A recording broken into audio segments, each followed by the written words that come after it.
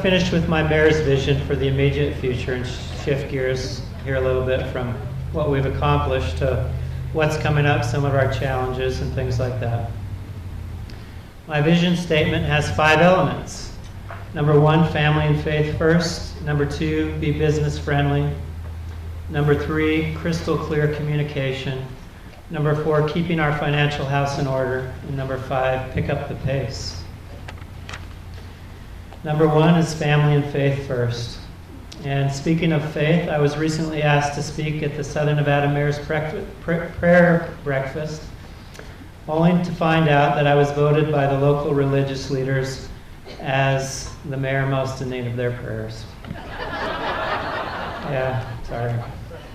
Seriously though, I'm not going to say much about this tonight, but I wanted to put this first because it's the most important element of my vision for Boulder City. In short, all of our decisions need to put faith and family first. Nothing else matters if we don't have these in our individual lives and in our community. The number 1 reason that most of us move to Boulder City or stay here is because it's a great place to raise a family. In fact, a few years ago, Family Circle magazine named us one of the top 10 places in the nation to raise a family.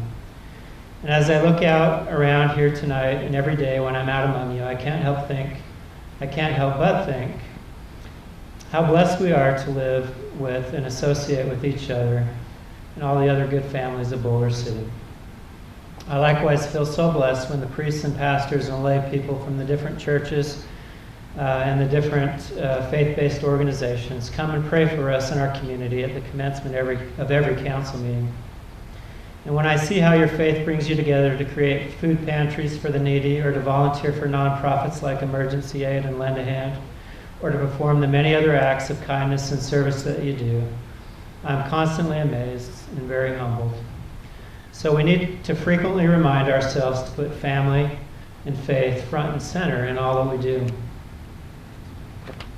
Second, be business friendly. And I apologize in advance, but this one's a long one. But a wise person once said, you can shear a sheep 1,000 times, but you can only skin it once. Think about that. One of my old Southern clients used to remind me of that little statement quite often. And you know, businesses are an awful lot like sheep in that way. If representatives of prospective businesses are interested in coming to Boulder City, and we treat them like they're outsiders, like we're doing them a favor, placing unwieldy conditions and legal roadblocks and code provisions in their way, exacting up front every dollar and every offsite improvement we can get out of them all at once, using language that belittles their efforts or suggests that we're right and they're wrong, then it probably won't surprise you that they're going to be very inclined to take their business elsewhere. And even if they take the risk and stay, they're not going to keep giving back to us. If we skin them alive, what do we expect? They won't be successful and won't have the ability to give back even if they want to. On the other hand, if we treat them like partners, like teammates, like friends and fellow citizens, giving them the benefit of every doubt, talking to them with respect, listening with empathy to their concerns, focusing on solutions rather than problems, and yes, even asking them to participate financially with us in long-term, mutually beneficial, win-win ways, then it also won't surprise you that they're going to be anxious to call Boulder City home and to do everything in their power to become a fixture here that keeps giving back to us over and over and over again for years to come. And of course, the same is true of existing businesses, whether they're coming to us with plans for expansion or merely seeking to make ends meet, whether they're continually trying to reinvent themselves or simply relying on their tried and true methods of doing business while others change around them.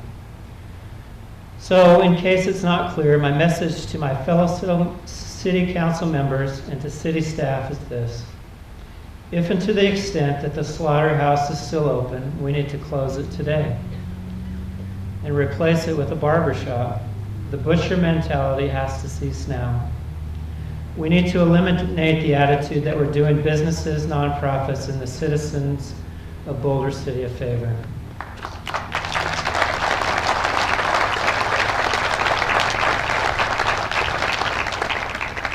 Ours is a government of the people, by the people, and for the people. The government isn't the city council or the city staff or the police or any other public officials. It's we the people. So let's start treating them like it's their government, not ours.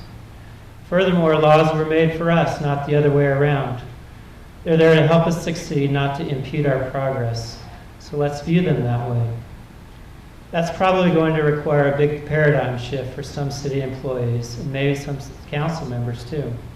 It means changing our vocabulary, avoiding the words no and can't, and replacing them with yes and can do.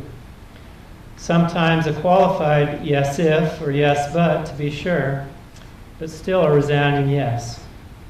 It means embracing the mentality that the customer is always right, even if technically we might know that they're wrong. It means that we're here to serve our customers, not the other way around. It means that we provide options, solutions, and assistance, not obstacles. It means becoming problem solvers, not problem makers. And it means we firmly believe we're community partners. Partially in response to my own expressed concerns about the slaughterhouse mentality and partially on their own initiative, I know this paradigm shift training has already begun in the building and planning divisions and the rest of the community development department. So I do want to thank Community Development Director Brock Armentrout and City Manager Dave Frazier for that. And Brock is running the slideshow tonight, so he can just wave. Thank you. That's a big step in the right direction, but we can't become complacent about it. What I'm talking about is a major cultural change in the way we do business in the city, or at the city. And to me, it's a serious enough issue that I'm going to see to it that it happens or die trying. Hopefully not literally. Now, lest you think I'm harping on city staff alone, let me say a word to the business community. Businesses, let's stop being territorial. A house divided against itself cannot stand. We succeed together, not alone. Who in their right mind would want to visit our city if we only had one hotel, or one restaurant, or, God forbid, one grocery store? Right? Or one anything. Businesses, if you for 1 second think you're going to succeed in Boulder City by monopolizing the market and stamping out your competitors, then think again. Sure, you might prosper in the short run, but Boulder City would dry up and go away in a heartbeat if we didn't have lots of great choices and diversity. Nobody would come here. So let's stop being territorial, find common ground, and seek out better ways to work together. If we do, then I promise that all of our businesses will prosper together, because we're either going to rise together or we're going to fall together, and it's up to us to choose which one we prefer. Others don't have to fail for us to succeed. In fact, quite to the contrary. Collectively, we control our own destiny, so I urge all of us to band together starting right now, this very moment. I'd also like to thank our business consultants, Larry Bender and Mike Majewski, and the entire Economic Vitality Commission for their help with business retention and development, and their commitment to help us create a more business-friendly environment in Boulder City. EVC members, would you please stand up and be recognized? I know I saw Jill, and there's Brett in the back, Jill Legan, and Kendra Wright is also in the EVC. Third is crystal clear communication. This is another issue that I've been harping on over the last 4 years. I recognize that it's always going to be a challenge for a municipality like ours to communicate efficiently, effectively, and proactively, both internally among staff and council, and externally to keep our citizens, nonprofits, and businesses informed and engaged. Nevertheless, in this information age, it's critical that we keep finding better and better ways to do so. Otherwise, people will fill the void with their own false assumptions, get frustrated with the lack of information and associated unpredictability, act in uninformed ways based on ignorance rather than knowledge, and sometimes even try to rewrite history to fit their own worldview and perception of reality. We certainly can't control all of that, and wouldn't want to, and will never be perfect communicators. But we as the administrators and representatives of Boulder City government need to be much, much better at it. We need to proactively tell our own story, not be reactionary. We need to regularly get the message out to our citizens, including not just the challenges and periodic setbacks which we face, which we do, but also all of the positive steps we're taking and the good things we do every day. It's not going to be easy. It will require lots of careful planning, dedication of resources, vigilance, and hard work, but it's a must. We'll need to take better advantage of social media to accomplish this. And I'm asking the Boulder City Review to cooperate by making its pages more accessible and available to us to get the word out. The good people of Boulder City want better information about what's happening in their local government, and they deserve to know it. Finally, all of us need to elevate our dialogue to a higher level. Incivility, name-calling, smear campaigns, potshots, put-downs, innuendo, and disparaging remarks are never acceptable. In fact, they're counterproductive and only serve to veil the truth and impede progress. Ridding our city of that kind of communication was priority number one for me when I was elected to City Council in 2011, and I believe also Councilwoman Peggy Levitt at the time. And I and the rest of us remain committed to that. It's so important. Fourth, keeping our financial house in order. Boulder City has weathered the financial storm over the last 7+ years better than most Nevada municipalities. We're proud that our general fund is debt-free and that our remaining utility fund debts are still scheduled to be paid off early. That has required careful planning and serious sacrifice on everyone's part. But we're not out of the woods just yet. Repair and replacement of our aging utility infrastructure will cost at least $25 million over the next 5 to 10 years. Neglected city facilities and other capital needs will demand similar funding. The passage of recent ballot questions allowing the city to fund some of those projects with golf course land sale proceeds and capital improvement fund monies as they become available will certainly help. But quite honestly, they'll barely make a dent. And those projects don't even include things on our wish list like a new aquatics facility, which could easily cost another $20 million or more. Plus, we've kept utility rates so low for so long that our utility fund is in serious jeopardy and no longer sustainable at those rates. And on top of that, the Water Authority recently assessed another $28 million or so to the city as its share of the third intake pumping station at Lake Mead.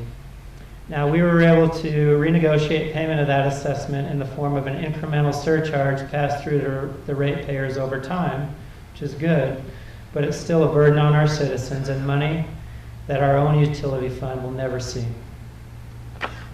So when you add up all of this, it's easy to see how we quickly arrive at $75 million to $100 million or more that the city needs to come up with in the near future. So that begs the question, where will that money come from? And of course, I don't have all the answers for you here tonight, but I do know this, however, that it's not going to just magically appear. That's one of our big challenges in the coming years. It's going to require more careful planning, creative thinking, sacrifice, and yes, probably even utility rate increases. But I'm confident that if we stay the course and follow sound financial principles, we'll be okay. Those principles include continuing to live within our means, saving for a rainy day, fostering self-reliance and providing resources to our citizens, taking care of our own, especially the elderly and the needy, and giving back to the community in meaningful ways. And my fifth and final admonition is that we need to pick up the pace and get out in front of these challenges. The current pace with which we are moving isn't nearly quick enough. I-11 will be here in the blink of an eye. Potential revenue generating opportunities will come and go if we're not ready for them. It's essential that we expedite our internal processes. None of us can do it alone. For instance, City Council needs to empower the city manager by giving him specific tasks and providing the necessary resources to get the job done. Then hold him accountable. The city manager needs to empower department heads, providing the necessary tools, and similarly hold them accountable. Department heads need to empower those under their supervision and hold them accountable, and so on. We need to trust that those under our stewardship will do the job and do it well, even if it's not exactly the way that we would do it ourselves. We need to let go a little bit and be willing to delegate more responsibility, and then follow up and hold those that we have empowered accountable. Collectively, we can lengthen our stride and ramp up to the speed that we need to operate at if we're going to get on top of the many challenges and opportunities that the future holds for us. Together, I am very confident that we can be successful. So, that was a long speech, but we've come to the end, and I just want to thank you so much for coming here to celebrate with us the many successes we have in Boulder City, because we do have many, many successes, and sometimes you don't hear about that. But we have many challenges as well, and we have lots of hardworking people here, and what a great community that we live in. I'm so thankful to live here and just shake each one of your hands every day. That's why I'm here. That's why we're all here. And so, and thank you for giving me and the council members a vote of confidence. You do that often, and you know, sometimes it's disheartening when you're working hard and it seems like you're taking 2 steps back and then 3 steps forward and 2 steps back again. But when you do that for us, I want you to know it makes a big, big difference to us. It gives us the strength to say, you know what, this is worth it. And so, thank you everybody for coming tonight.